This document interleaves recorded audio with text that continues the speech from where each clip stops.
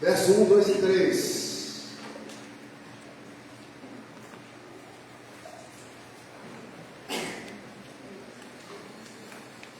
Damos as boas-vindas a todos. Estávamos já com saudade do Mário, que bom te viu aí, tá? Seja bem-vindo. Deus te abençoe, querido. 2 Pedro 2, verso 1. Assim como no meio do povo surgiram falsos profetas, assim também haverá entre vós falsos mestres, os quais introduzirão dissimuladamente heresias destruidoras, até o ponto de renegarem o soberano Senhor que os resgatou, trazendo sobre si mesmo repentina destruição. E muitos seguirão suas práticas libertinas, e por causa deles serão inflamado o caminho da verdade. Também, movidos por avareza, farão comércio de vós, com palavras fictícias para eles, o juízo lavrado ao longo do tempo não tarda, e a sua destruição não dorme. Amados, meu objetivo nessa noite é estar abordando a influência dos falsos mestres e profetas. A pergunta nessa noite é por que ser contra os libertinos ou o liberalismo da igreja? Por que ser contra o liberalismo da igreja? A resposta é importantíssima para prevenir a inclusão da igreja.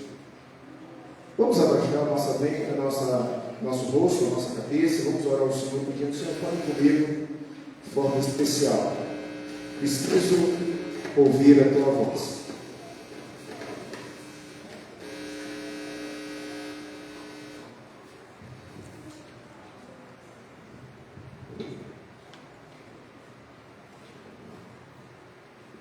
Deus Pai, Deus Filho, Deus Espírito Santo, nós te louvamos e te agradecemos, Senhor, por esse texto lido. Ministre aos nossos corações, ó Deus, a tua palavra. Precisamos entender o teu recado. Estamos, ó Deus, juntos com Pedro, pensando numa maneira de edificar a igreja, de preservá-la de uma queda, de um escândalo, e te suplicamos, ó Deus, que o Senhor possa nessa noite pontuar aquilo que nós necessitamos. Louvamos, Senhor Deus, por tudo, em nome de Jesus. Amém. Meus irmãos, o apóstolo Pedro, especialmente no capítulo de número 2, combate vários tipos de falsos mestres que estavam infiltrados na igreja naquela época. E o principal perfil daquelas pessoas eram os seguintes, era desta forma. E se você hoje fizer uma analogia, não será mera semelhança. De fato, é o perfil dos falsos mestres, que vão entrando nas igrejas e que vão destruindo as igrejas. Portanto, naquele tempo, Pedro estava preocupado com os imorais e libertinos. Pedro denuncia falsos mestres que viviam na carne, promovendo práticas sexuais impuras, libertinagem, disfarçando-se isso com uma liberdade cristã, segundo Pedro 2, verso 2 e verso 10. Outro aspecto daqueles falsos mestres que iam entrando na igreja eram os gananciosos e manipuladores. São descritos como pessoas que exploravam os crentes por interesse financeiro, usando a palavra fingida e discursos sedutores. Outro aspecto daqueles falsos mestres eram desprezadores da autoridade. Rejeitavam qualquer forma de autoridade, incluindo a autoridade apostólica. Ele está defendendo também a autoridade apostólica na sua carta, e do próprio Deus. Esses mestres eram arrogantes, falavam mal de realidades espirituais que não compreendiam. 2 Pedro 2, de 10 a 12, veremos ainda. E também, nesse rol de mestres e falsos mestres, eram apóstatas, enganadores, e eram também influenciadores destrutivos. Como apóstatas e enganadores, eles já conheceram a verdade, mas voltaram atrás, o que se torna ainda mais perigoso, segundo Pedro. Melhor que fora não conhecerem o caminho da justiça, segundo Pedro 2, de 20 a 21, veremos ainda futuros sermões. E os influenciadores destrutivos, eles levavam muitos a se desviarem da verdade, porque os seus ensinos eram libertinos e faziam com que o nome de Deus fosse blasfemado. Caso de 2 Pedro 2, verso 2, que veremos nessa noite. Pedro então compara os cães que voltam ao seu próprio vômito e os porcos que voltam à lamação. São imagens fortes que mostram o quanto esses homens consideravam essas atitudes repugnantes e destrutivas. Portanto, é um fato verídico que a igreja ela cai, que ela se dissolve através de falsos ensinamentos, de falsos mestres que vão ensinando heresias dentro da igreja e detonam as igrejas. É ou não é uma realidade do século XXI? Nós vemos muitas práticas dos liberais ensinando que não é bem assim, que estamos num outro período, uma nova homilética, uma nova forma de ensinar a palavra de Deus, impõe que não é mais a Bíblia objetiva, ela é subjetiva. Você pensa do jeito que você quer, você interpreta do jeito que você quer, e daí não há objetividade mais na palavra de Deus. Nós podemos comparar a atualidade que nós vivemos com uma grande empresa, pequenas igrejas, grandes negócios. Não é à toa que as pessoas hoje pensam em abrir igrejas. São igrejas de vários tipos e de vários nomes. Alguns nomes esdrúxulos, outros nomes mais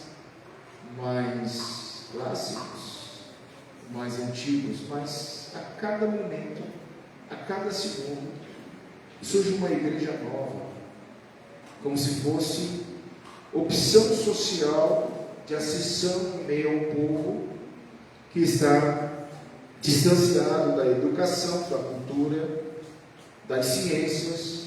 Portanto, então agora a gente pega uma Bíblia, põe debaixo do braço, vamos abrir igrejas, pequenas igrejas, grandes negócios. Meus irmãos queridos, quando lemos a primeira carta e a segunda carta de Pedro, podemos pensar naquilo que Pedro quer colocar como significante para a preservação da igreja. Ao observar a primeira carta, capítulo 1, verso 1, saudação pessoal do apóstolo Pedro, suas lembranças da transfiguração de Jesus, capítulo 1, verso 16 a 18, sua expressão de amizade por Paulo, capítulo 3, verso 15, segue-se então Pedro trazendo informações da autoridade apostólica e de remédios que previnem a implosão da igreja, a queda da igreja, o fracasso da igreja. Alguns anos após a ascensão de Cristo, a igreja já sofria. É evidente que ele afirma a função do Espírito Santo, que move homens santos, cheios do poder de Deus, inspirados por Deus para trazer recados, de forma que a revelação especial se torna a bula, o manual, o antídoto para que a igreja não caia. Não deixe de ser igreja. Tudo isso nós já vimos, irmãos, e quando deparamos com a superioridade da palavra de Deus, da palavra do domingo passado, onde a pergunta que vimos e manifestamos lá no sermão de domingo passado, importantíssima para prevenir a implosão da igreja, foi que nunca foi uma fábula. A palavra de Deus nunca foi um mito, nunca foi uma lenda. Foi isso que nós estudamos. Baseado no finalzinho do capítulo de número 1, nós vimos que nunca foi uma fábula, então foi a manifestação, mais uma vez, ligada, coadunando com aquilo que nós vimos hoje, a manifestação da glória e do poder de Cristo. Em segundo lugar, uma candeia que brilha em lugar tenebroso.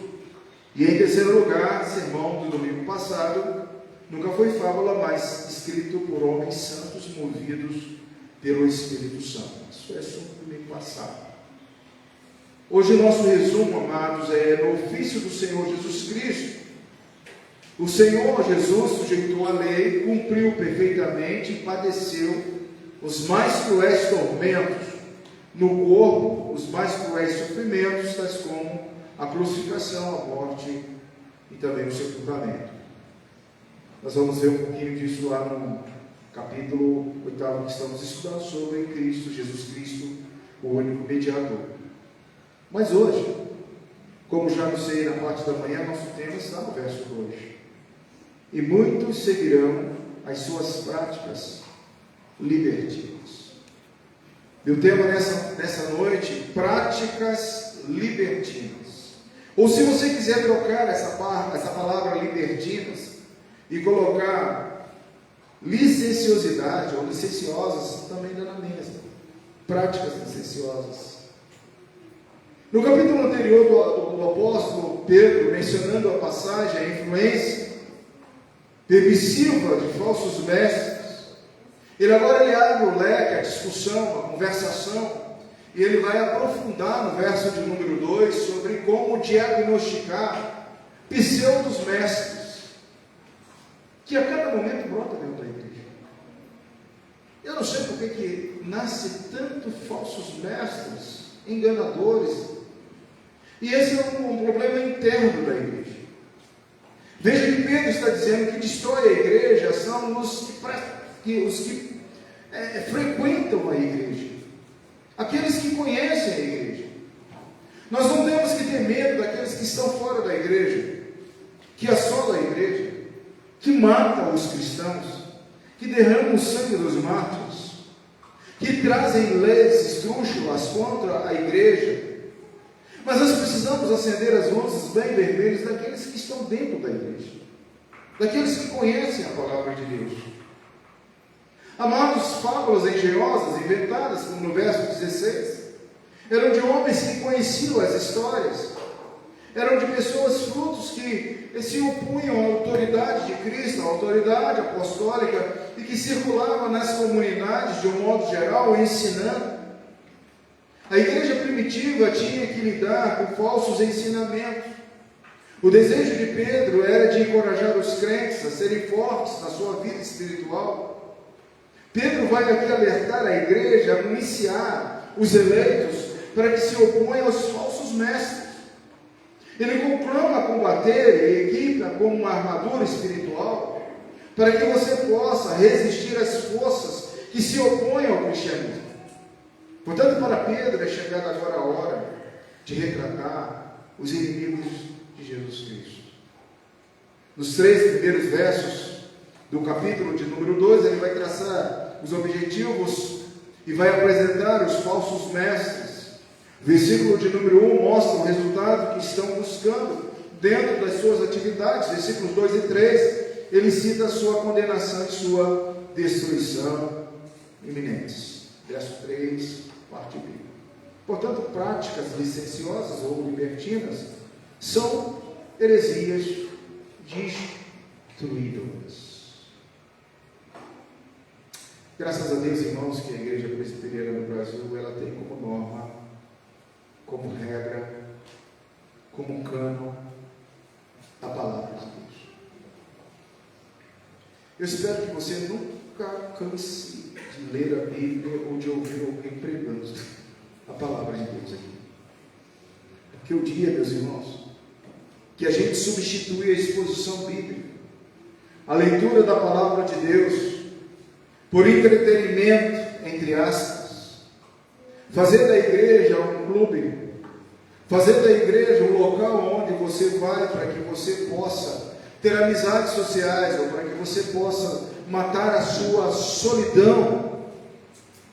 A igreja deixa de se caracterizar-se, porque a igreja é um lugar onde a palavra de Deus, o cânon, a regra, o método, tem que ser apresentado para que possa confrontar as heresias que vão surgindo dia a dia, noite a noite, ano a ano, dentro dos arraiais evangélicos.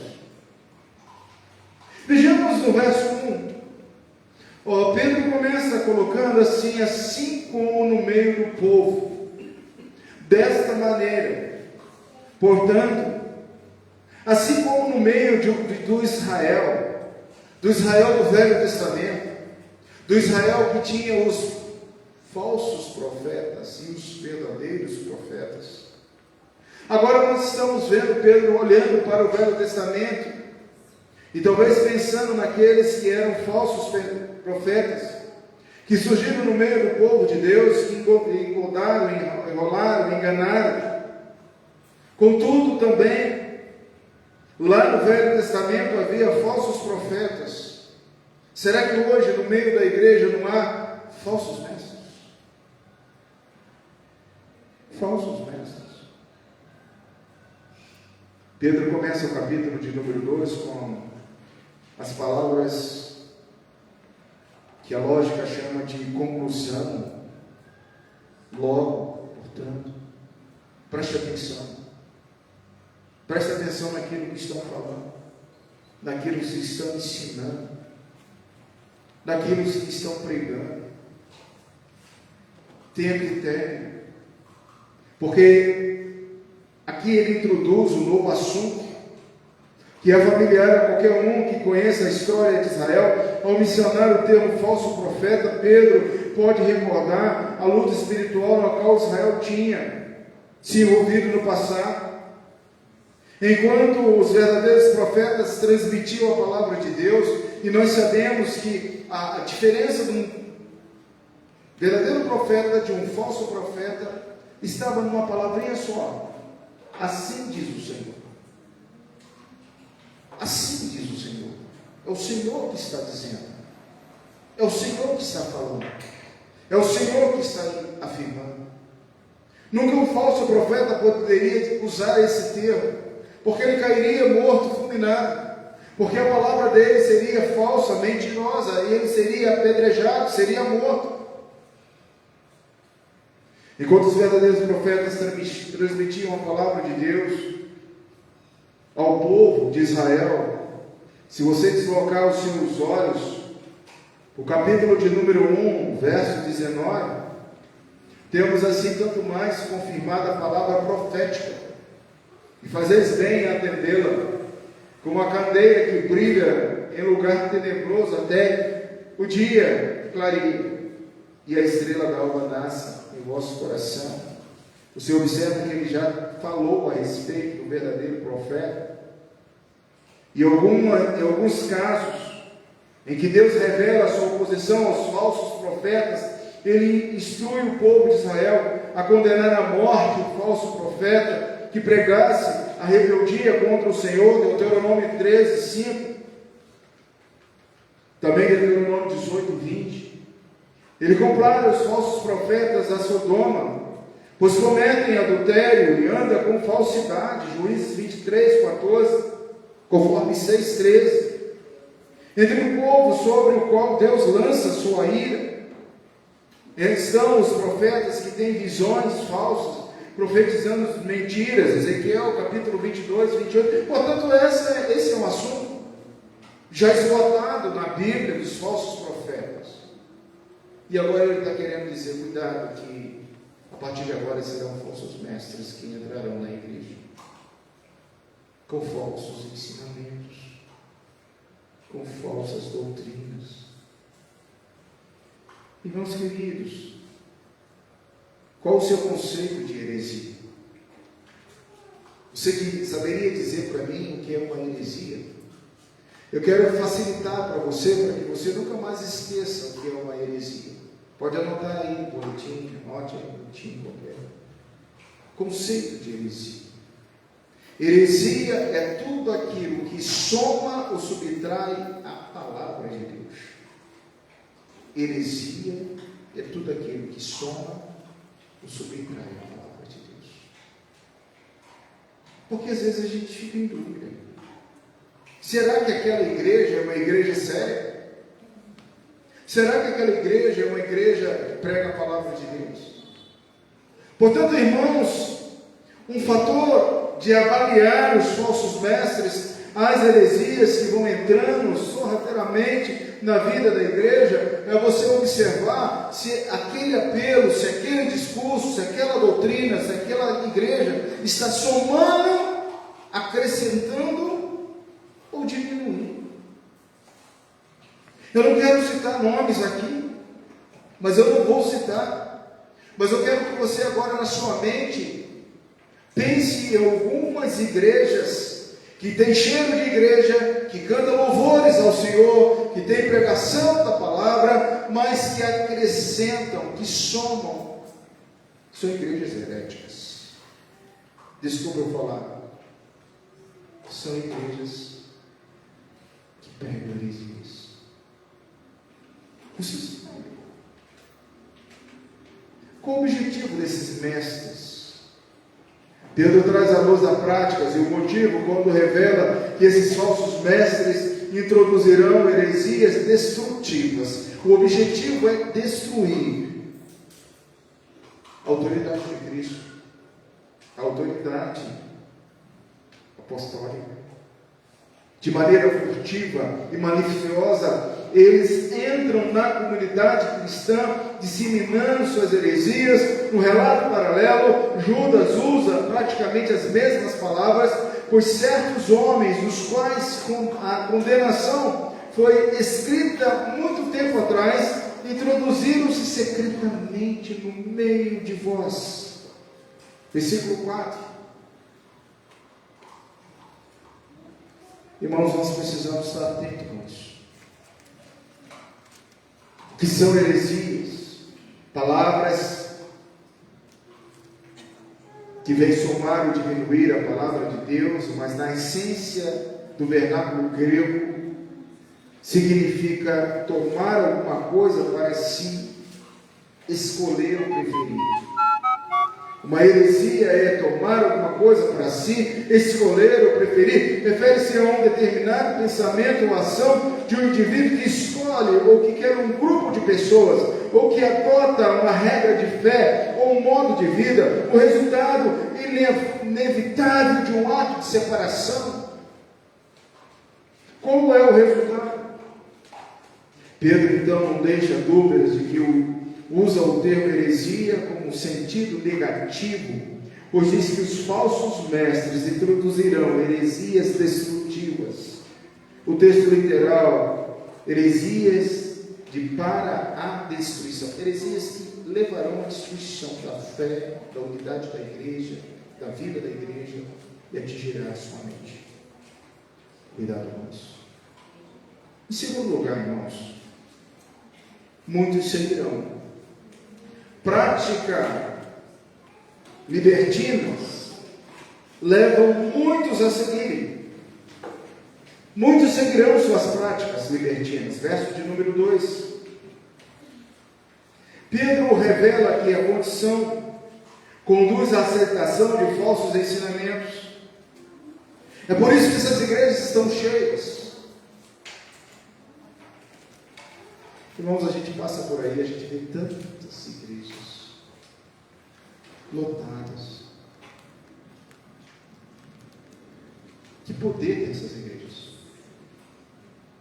Pedro está falando aqui para nós nessa noite. A aceitação desses falsos ensinos. Apresenta uma declaração detalhada do grupo de cristãos ingênuos que seguiram os falsos mestres. Mostra que o seu exemplo serve de grave advertência. O efeito dessa infiltração na comunidade cristã é destrutivo. Interessante que catecúmenos no domingo passado nós ouvimos isso. O irmão estava falando, poxa, eu já fiz catecúmenos, eu já sou presbiteriano há mais de 12 anos, eu sou da fé, mas Quando o Senhor me chamou para sentar aqui para estudar catecúmenos, eu falei assim, nossa, tudo de novo. Mas no final ele falou para nós lá, como está sendo bom recordar as doutrinas, compartilhar a fé. O Gabriel falou, poxa, eu também não achava que eu já ia para a Praça dos Jovens, se eu tive da Praça dos Jovens. Ele falou, agora eu não quero sair mais não, pastor. Não, falei, agora você pode ir, cara. Na igreja de Calvino, meus irmãos queridos, para uma pessoa fazer parte da igreja, levava-se 12 anos de catecúmenos. 12 anos. Não havia pressa em receber as pessoas. A gente precisa conhecer, a gente precisa conversar, a gente precisa instruir, a gente precisa ensinar a palavra de Deus. Mas sabe o que acontece hoje em dia? De repente aquela pessoa chega na igreja, de repente está lá na frente já pregando, de repente já está ensinando a palavra de Deus, de repente já está em destaque, mas é um falso mestre. O que demole a igreja, o que faz a igreja cair, a explosão da igreja está de dentro para fora. É preciso conhecer. É preciso dar tempo ao tempo. Muitos seguem essas pessoas, porque o efeito dessa infiltração na comunidade cristã, o objetivo é destruir, pois muitos seguirão falsos mestres, apesar dos ensinamentos, das administrações apostólicas. Muitos cristãos estão prontos a ouvir fábulas, e eu vou dizer uma coisa para você: lendas e fábulas agradam os nossos corações. Se eu começar a trazer histórias que vai massagear o seu ego, que vai te colocar numa autoestima, talvez eu preciso suprimir algumas verdades da palavra que na realidade ela vai me espremer, vai ser aquela escânia que vai bater de frente comigo. Pedro está falando isso, presta atenção. Eu fui testemunho popular das histórias de Jesus. Pedro fala isso. Muitos seguirão, irmãos. Os ensinamentos e as condutas andam juntos. Aquilo que os falsos mestres ensinavam também praticavam, com o resultado inevitável de que os cristãos com que seguiram difamaram o modo da vida do próprio cristão. Observa Pedro, que toma emprestado a expressão caminho da verdade, do Salmo 119, 30. Escolhi o caminho da fidelidade. Além disso, ele mostra a preferência pelo uso do termo caminho da verdade, verso 2, caminho reto, verso 15, o caminho da justiça. Você não quer ser enganado por falsos mestres? Observe o caminho da verdade, o caminho reto, o caminho da justiça. O cristianismo não é simplesmente um modo de vida. O cristianismo é ser guiado pela verdade do Evangelho. A verdade doutrinária que deve resultar de um verdadeiro modo de vida. A palavra muda a nossa vida. Muda a nossa mente. Você não precisa ir atrás da massa. Você não precisa entrar no efeito manada. Porque agora aquela igreja usa uma certa cor, você vai usar. Porque agora aquela igreja está recebendo pessoas do mesmo gênero e colocando essas pessoas na liderança da igreja. Você não precisa compactuar com isso, gente.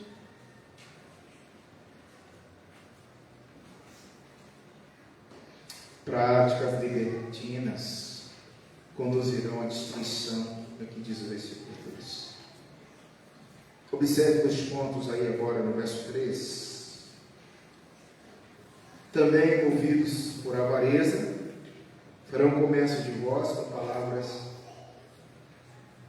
fictícias. Mercado da fé, irmãos, gera bilhões. Bilhões. Por favor, irmãos queridos, vocês são leitores da palavra de Deus. Por favor, não entra nesse engodo. Não caia nesse mercantilismo.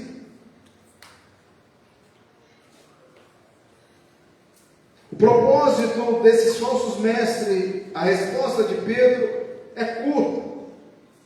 E se eu fosse você, marcava bem essa palavra, é avareza, avareza, avareza, avareza, avareza.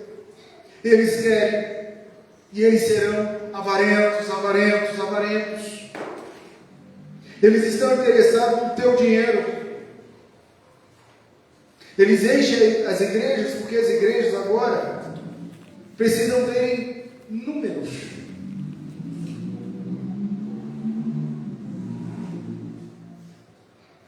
Dá tristeza, irmãos. Mas ainda no século XXI as pessoas são movidas por isso.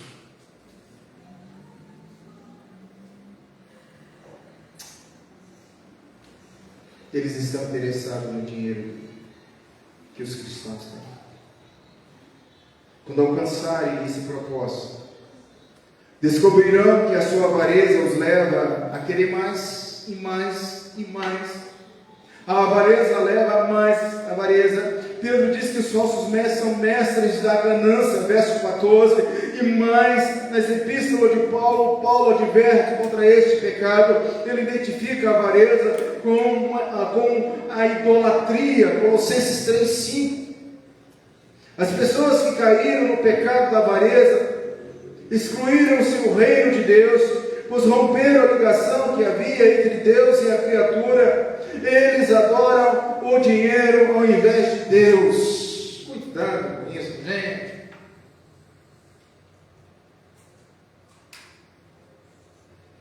Pedro adverte seus leitores que os falsos mestres vão explorá-los com histórias que inventaram.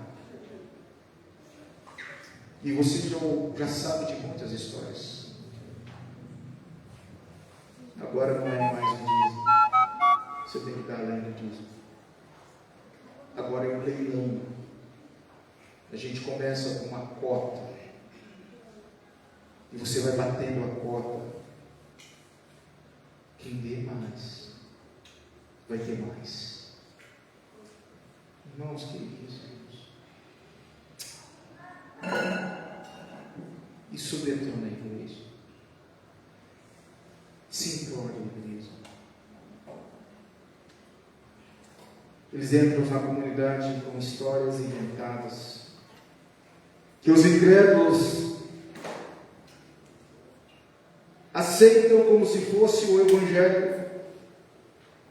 Paulo também conhece esses comerciantes, os escrupulosos que não estão interessados na alma, mas no bem do povo. Ele escreve lá em 2 Coríntios 2,17, porque nós não estamos como tantos outros mercadejando a palavra de Deus. Esse não é o objetivo. Pedro usa a palavra comércio para descrever as atividades desses mestres. Esse é um termo usado no mercado, onde o comerciante está interessado em ter lucro. O comprador, desavidado, torna-se objeto de exploração. Observe-se que Pedro usa o pronome pessoal vós para falar aos crentes sobre as maquinações pérfidas desses mercadores. Consequência castigo. Qual o destino desses falsos mestres? Deus está no controle de todas as situações e já determinou seu juízo e sua destruição. As palavras que Pedro coloca nesses 3 versículos primeiros, ele está falando algo para nós, cristão do século 21, precisa selecionar a igreja que você vai frequentar.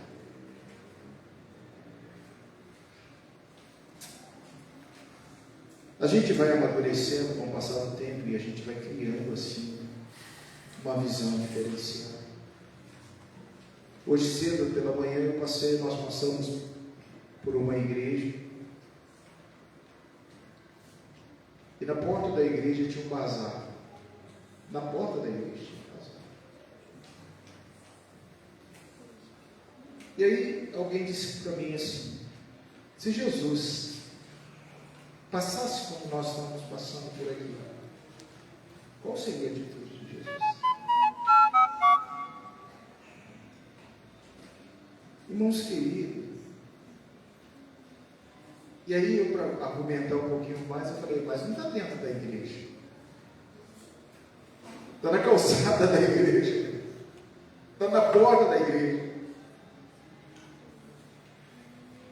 Mas de fato, irmãos, a igreja, ela se tornou realmente num balcão de negócios. E a mesma reação de Jesus, provavelmente incutida na cabeça de Pedro, ao ver a ação de Jesus em Jerusalém, ele trouxe na sua mente que Deus é juiz e que ele não vai tolerar isso. A subjugação de um povo direcionado ao dinheiro, ao mercado da fé, ao charlatanismo de muitos pregadores da palavra de Deus. O que destrói a igreja, de dentro para fora, são práticas de falsos mestres, libertinos, licenciosos. Esse é o sermão de hoje. Ele está introduzindo aquilo que ele vai falar aqui para baixo. E eu quero parar aqui, para que você tenha um pensamento crítico, para que você possa orar pela nossa igreja. Não vamos olhar para a do vizinho, não. Vamos olhar para a nossa igreja. Vamos clamar ao Senhor: Senhor, tenha compaixão da nossa igreja. Não deixe que essas coisas aconteçam na ITB, da igreja de Santa Maria. Que o seu coração não seja um coração direcionado para essas práticas dominadoras, escravizadoras, destruidoras. Capítulo 8 de Cristo Mediador, irmãos. Lembra-nos do ofício de Jesus que empreendeu voluntariamente para que pudesse exercê-lo, e ele fez, sujeitou a lei, cumpriu a lei cai sobre os seus ombros, ele cumpriu perfeitamente a lei, ele padeceu imediatamente em sua alma os mais cruéis tormentos, em seu corpo os mais penosos sofrimentos, foi crucificado e morreu, foi sepultado e ficou sob o poder da morte, mas não viu a corrupção. Lucas capítulo 22, verso 44, estando ele em agonia, orava mais intensamente, e aconteceu que o seu suor se tornou em gotas de sangue, e caindo sobre a terra. Filipenses 2, verso 8, assim mesmo se humilhou, tornando-se obediente até a morte, e a morte de cruz. E isso, irmãos, não pode ser à toa. O sacrifício de Cristo não pode ser barato, não pode ser jogado fora. Ele não pode ser mercadejado por falsos mestres, falsos pastores. Quem somos nós para pegar o sacrifício vicário de Cristo e transformar isso em moedas, num pote de ouro, no Midas, que tudo que tocava virava ouro? A igreja não é para isso, meus irmãos. A igreja é para dizer à alma do pecador: volte-se para o Senhor. A igreja é o lugar de pregar a palavra, o Evangelho de Deus, que transforma, que desperta, que restaura. A igreja é o lugar onde fala-se menos de bens materiais e mais de bens espirituais. lares. O que está acontecendo, irmãos? Vamos ser sinceros. Quantas vezes você entrou dentro dessa igreja achando assim, o pastor tinha que pregar de forma diferente, o pastor tinha que trazer uma mensagem positiva, de interpretação, de tomar posse. Irmãos, nós somos uma geração que nós fomos criados ouvindo isso, toma posse, ordena, você tem poder, irmão, você não é nada, eu não sou nada. Para com isso. Tudo é graça do Senhor, é misericórdia do Senhor. O Senhor sofreu por mim, por você, todas as dores caíram sobre Ele. Você tem fibromialgia, minha irmã, meu irmão? Você sabe o que é fibromialgia? Jesus sofreu mais do que fibromialgia. Você sabe o que é angústia, ansiedade, crise de pânico, crise de ansiedade? Respira fundo, porque Jesus sofreu muito mais do que isso. Para com isso. Você não tem onde reclinar a sua cabeça? Jesus também não tinha. Ele disse assim: quem quer vir após mim, lembre-se disso. Que evangelho é esse? Que não dá ibope. Desculpe-me se você está decepcionado, mas a palavra é essa, eu tenho que pregar sim. Porque prática licenciosas vai gerar destruição. Hoje, amados, o que esse texto diz para nós?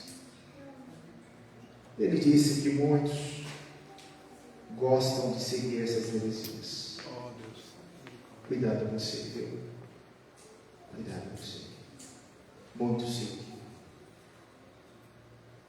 E o texto dessa noite, desses 3 versículos, disse para nós que a destruição é iminente.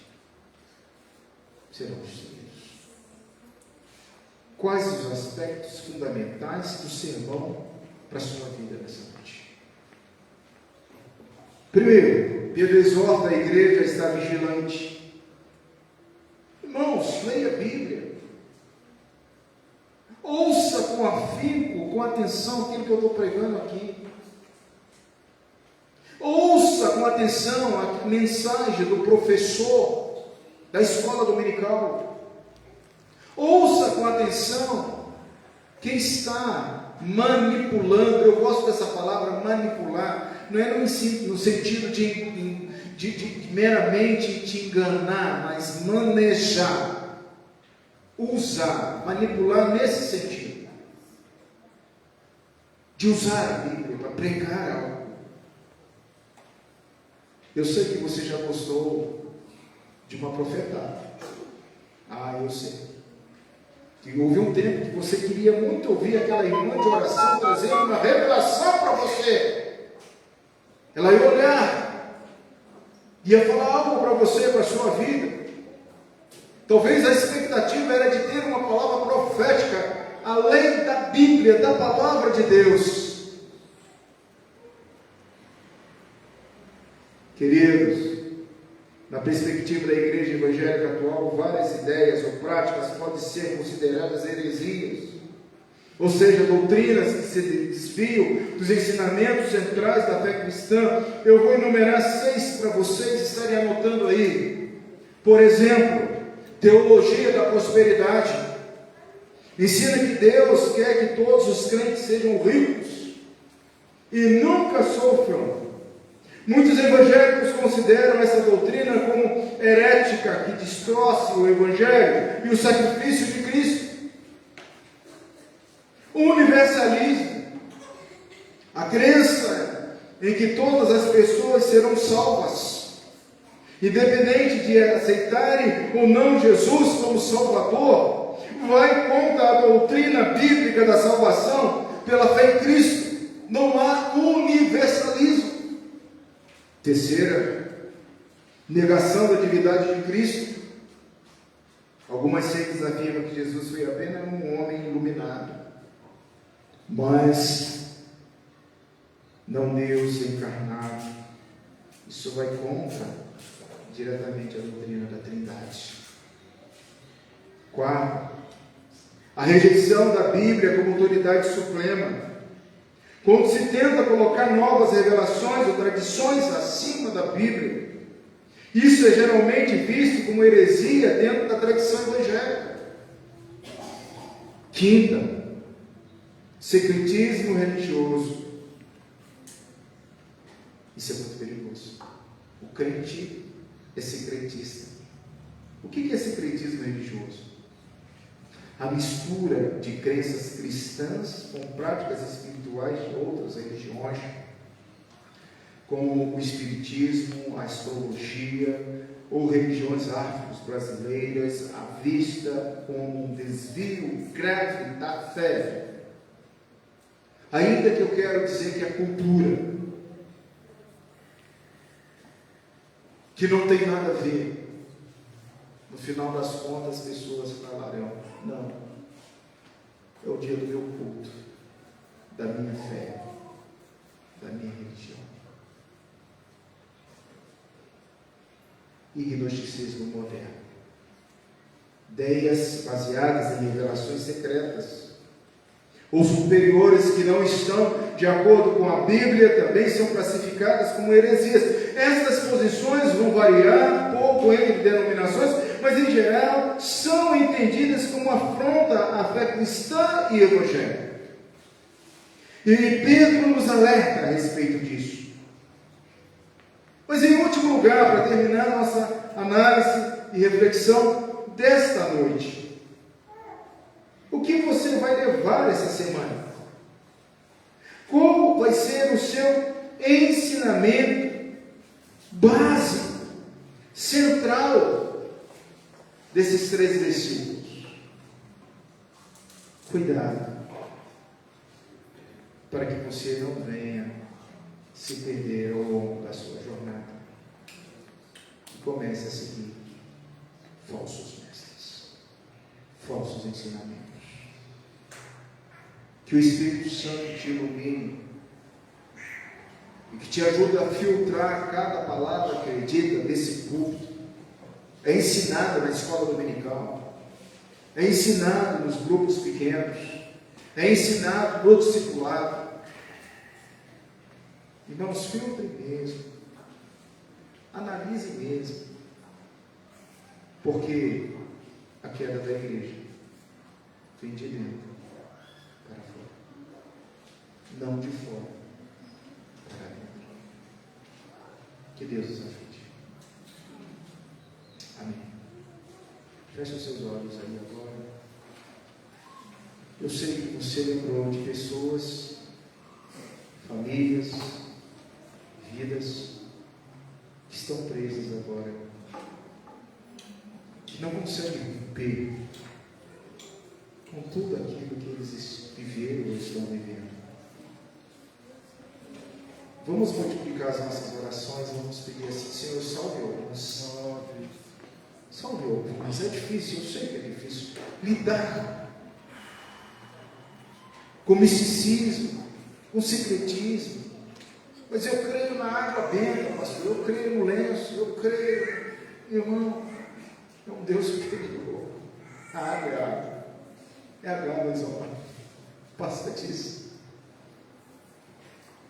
Por que as pessoas não conseguem romper com essas coisas?